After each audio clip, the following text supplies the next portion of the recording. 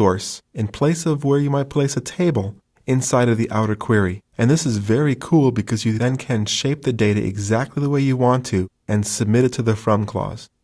In this example, the derived table is solving the problem of an aggregate query that wants to show additional information.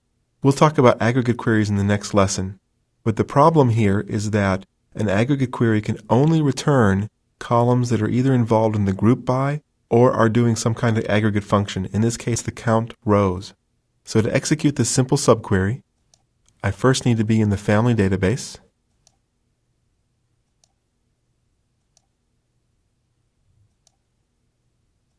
And you'll see the aggregate query only shows us mother ID and children, which might be accurate, but is not very useful.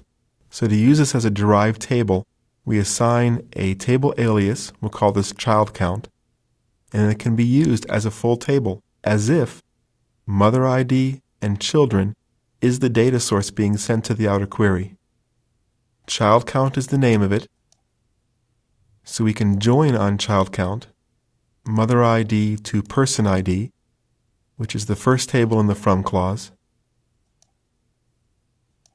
Run the full query, and there we have the name of each mother and how many children she has born. And this is pretty cool.